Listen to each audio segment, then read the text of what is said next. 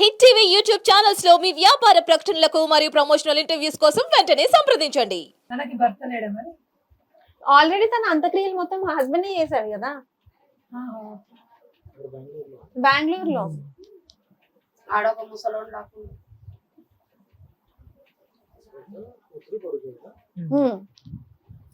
అది కూడా అమ్మలాకనే తయారైంది కదా, దొమ్మరదాని లెక్క అమ్మలెక్కనే అవుతుంది కాదు కూడా. కొద్దిగా మంచిగా ఒకరు వస్తుంటే ఎందుకమ్మా వస్తున్నావు అట్లా ఉండొద్దు పద్ధతి కాదు కదా అని బిడ్డ కూడా అనలే, కొడుకు కూడా అనలేదు. వాళ్ళ ఇష్టమని అన్నారు. అమ్మా ఆ పిల్లలే అలా కట్టుదిట్టం పెట్టే లెక్క అయితే ఆవిడ అలా చెయ్యదు. మాకు First కొన్ని కదా. వీడియోస్ బయటపడ్డాయి చాలా recent బాధ గా. అనిపించింది వీడియో చూసినాక. చూసినాక ఆ బిడ్డ చాలా నా కొడుకుని చూస్తాయి కానీ అట్లాంటి వాళ్ళు నాకు కూడా ఉన్నారు కానీ అట్లా చేయకూడదు. చాలా ఇది ఉన్నాం. తల్లి కూతురు ఒకటే కాస్ట్యూమ్, ఈవిడ కొడుకు ఇతను ఒక కాస్ట్యూమ్ లో ఫ్యామిలీ. ఇవన్నీ మీరు ఎన్ని ఇయర్స్ నుండి స్ట్రగుల్ పడుతున్నారు అసలు? 5 years, close to 5 years social media ఎందుకు మీరు ఒకసారి సోషల్ మీడియా వచ్చింది. సోషల్ మీడియాలోకి ఎందుకు రాలేదు అని అంటే యాక్చువల్ గా నేను ఒకసారి పోస్ట్ చేశాను. పోస్ట్ చేసి మళ్ళీ ఆలోచించాను. మేము రావడమే చాలా డౌన్ నుంచి వచ్చాను. ఇతన్ని బ్యాక్ సపోర్ట్ ఇచ్చి తీసుకొచ్చింది, ఒక సర్టన్ స్టేజ్ వరకు తీసుకొచ్చింది. చాలా స్ట్రగుల్ అయి తీసుకొచ్చిన తర్వాత నేను ఇలా ఒకసారి బయటికి వచ్చినాను అనుకో, ఇలా పడిపోతుంది, డౌన్ అయిపోతుంది. మీ లైఫ్ డౌన్ అయిపోయింది కదా. లైఫ్ డౌన్ అయిపోయి అతను ఆలోచించాలి, అరే నా కోసము ఇంత ఇదవుతుంది నేను ఎందుకు చేస్తున్నాను అతను మన హస్బెండ్ ని ఇంకొక ఆవిడ జస్ట్ ఎక్కడ కనిపించినారంటేనే మనం తట్టుకోలేము. వాళ్ళు కలిసి ఉంటారు అనేటప్పుడు మనం ఇంకా ఎందుకు ఎంతవరకైనా మనం కూడా దిగుదాం. మన హస్బెండ్ మనకు నేను అట్లా అనుకొని మహిళా మండలికి వెళ్ళాను. కౌన్సిలింగ్స్ అయ్యాయి. ఫైనల్ గా ఒక 6-7 అడ్వకేట్స్ ని కలిసాము. సో అతను లీగల్ గా ఓకే సరే అనేసి అని అన్నాడు. మళ్ళీ లాస్ట్ మినిట్ వచ్చేసరికి నేను పెట్టా, ఏం పిక్కుంటో పిక్కు, ఏం చేసుకుంటో చేసుకో, నేను పెట్టా, నేను ఇవ్వా, ఇంకేం చేస్తా. ఇష్యూ అయిన తర్వాత మాకు తెలిసింది కానీ అప్పటికే మీరు పడుతున్నారు. పడుతున్నాను ఆల్మోస్ట్. నాకు తెలిసినాక తర్వాత నుంచి ఇటు సైడ్ మాట్లాడదాము, కాంప్రమైజ్ చేయిస్తాము, మాట్లాడదాము, ఇటు లాగదాము అనేసి ఎంత ట్రై చేసినా వర్కౌట్ అవ్వకపోతే అక్కడికి ఫైన్, సరే నువ్వు ఏదైతే అది, పిల్లలని తీసుకెళ్తావా తీసుకెళ్ళు, మ్యూచువల్గా వస్తావా మ్యూచువల్గా ఓకే, లేదు కోర్ట్ త్రూగా వెళ్దామా డివోర్స్ కి, అన్నిటికీ రెడీ ఉంది. అయినా కానీ నేను పెట్టా, నేను పెట్టాను, ఏం చేసుకుంటా చేసుకో. పేరెంట్స్ మాట తెలియంగానే మా అత్తయ్య మామయ్యకి చెప్పాను, ఇంకెవరికి తెలియదు అస్సలు. ఇంత కాబట్టి తనకి సపోర్ట్ అర్థం చేసుకోవాలి. తండ్రి చెప్పినా లేదు, వినలేదు. మంచిగా రుద్దింది వానికి, వాని వైపు దింపుకుంది, దాని వైపు దింపుకుంది. మన మాట అసలు వస్తుండే, అక్కడ కూర్చుంటుండే, ఏదైనా చాయిస్ తాగుతుండే, గమ్మని వెళ్ళిపోతుంది. అసలు ఈ 2 నెలలు కూడా నాతో మాట్లాడొద్దు అన్నదేమో తిట్టిన ఒకసారి.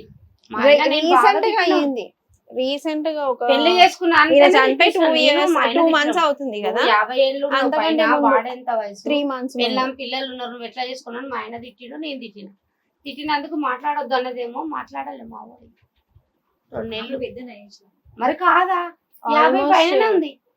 53 ఉంటది ఆవిడ. 39 కాదు, 37. 37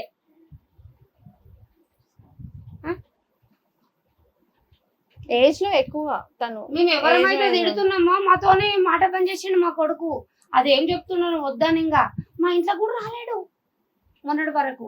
లేకపోతే అంతా కదమ్మా, ఈయనకున్నారు చెప్పుడు మాటలు పట్టుకొని తల్లిని పిల్లల్ని వదిలిపెట్టేసి పోవడం అనేది అయినా అది ఏంటంటే అటు సీరియల్ సైడ్ కూడా వాళ్ళు చాలా సపోర్ట్ ఇచ్చేసరికి ఆహా ఇదే లైఫ్ ఏమో అనేసి అయిపోయింది.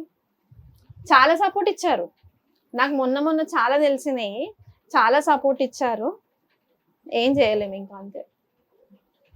తనని వెళ్ళినప్పుడు ఏం చేస్తాను, చేసి కూడా వేస్ట్. అసలు కూడా వాళ్ళకు కూడా అదే గతి పడుతుంది. నువ్వు ఎట్లా బాధపడుతున్నావు వాళ్ళకు కూడా పడుతుంది కొన్ని రోజులకు. ఇంకెవరున్నారమ్మా? ఎవరన్నా ఉన్నారు అంటే శిల్ప ఏమన్నా కోపం తెచ్చుకుని వాళ్ళ మీద ఏదైనా తీర్చుకోవాలంటే అక్కడ ఆవిడ లేదు, అతను లేరు కదా. సీరియల్ వాళ్ళు వాళ్ళకి సపోర్ట్ ఇచ్చిండ్రు అంటే వాళ్ళు బయట వాళ్ళు. లేదు లేదు, యాక్చువల్ గా ఏంటంటే ఎంజాయ్ చేస్తున్నారు, ఎంజాయ్ చేయని. వాళ్ళ కూడా ఫ్యామిలీస్ ఉన్నాయి కదా. రేపటి రోజు అది తప్పు రేపటి కదా. రోజు ఎంజాయ్ చేయని, ఎంజాయ్ చేయని వాళ్ళందరూ అనేసి పెళ్లికి వదిలేస్తున్నారు. వచ్చిర్రు సీరియల్ వాళ్ళు కూడా, అరే ఇష్టపడి చేసుకుండు అదే కదా అమ్మా, వాళ్ళకు ఫ్యామిలీస్ ఉన్నాయి, మరి ఒక ఫ్యామిలీ ఇట్లా చేసినప్పుడు ఎట్లా అని వాళ్ళు ఆలోచన. ఇట్లా బాధపడుతున్నారు ఉండాలి కదా. అవన్నీ లేవు, అవన్నీ ఉండవు, ఆ ఎథిక్స్ ఉండవు, ఫ్యామిలీ రెస్పాన్సిబిలిటీస్ ఉండవు. అని చాలా ఘోరం చేసిండ్రమ్మ. అందరూ దోస్తులు సపోర్ట్ ఇచ్చిర్రు, సీరియల్ వాళ్ళు సపోర్ట్ చాలా సపోర్ట్ వచ్చింది ఆగం వాళ్ళకి. చేసిండ్రు మా సంసారమే. కానీ మా పిల్లలకు తండ్రిలే కూడా చేసిండ్రు వాళ్ళు. మన తాగుబోతోని చేసిండ్రు, మన పిచ్చోని చేసి వాడుకున్నారు. కానీ ప్రతి ఒక్క పిల్లలకి- ఫ్రెండ్ కి తెలియదని కాదు, ప్రతి ఒక్క ఫ్రెండ్ కి వీళ్ళ రిలేషన్షిప్ తెలుసు, తెలిసి కూడా ఆయనకి సపోర్ట్ చేసినారు. ఇప్పుడు నేను ఇట్లా బయటికి రాగానే వాడి ఇజ్జత్ తీసేసింది, వాడి ఇది తీసేసింది అనేసి మాట్లాడుతున్నారు. సో అతను ఆవిడతో ఉన్నప్పుడు వాళ్ళ ఆయన ఇది పోలేదా? అదే కదా, అప్పుడు అనిపించలేదా? అంటే ఇప్పుడు నేను వచ్చి బయట మాట్లాడితే ఇది బయటికి రావద్దు, వీళ్ళందరూ వీడియోలో ఎవరు రావద్దు, బయట ఇన్సెట్ అయిపోతుంది. ఇన్సల్ట్ అవుతుంది, నా ఫ్రెండ్ ఇది ఇజ్జత్ తీసేస్తుంది. అట్లా అడుగుతలేరు కదా ఎవరు. అంటే ఏదో బాధలు చెప్తున్నాం కదా అని అనుకుంటలేరు. లేదు అని ఇజ్జత్ తీసేసింది, సిగ్గు పోయింది వంది, వాడు ఏమన్నా ఉంటే సంపాదించి చెప్తే కదా ఆ, ఇప్పుడు తన భార్య తన బాధని తను బయటికి వెళ్ళబుచ్చుతుంది. చెప్పుకుందంట, అది సిగ్గుపోయినట్టు అంట దోస్తులు అంటారు. మన అమ్మవారి పండుగ అయింది కదా, అమ్మవారు నేను చెప్పాను కదా, ఒక్కొక్కరు ఒక్కొక్క రకంగా అనుకుంటున్నారు.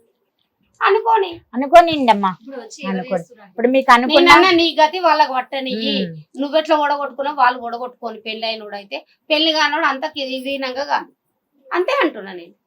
అంతే కదా నాకు బాధ.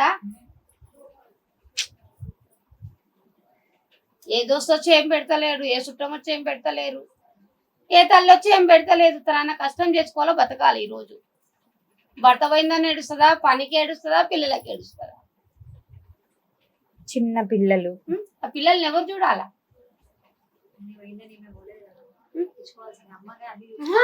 కాదు బిడ్డ, పిల్లల్ని పట్టించుకో.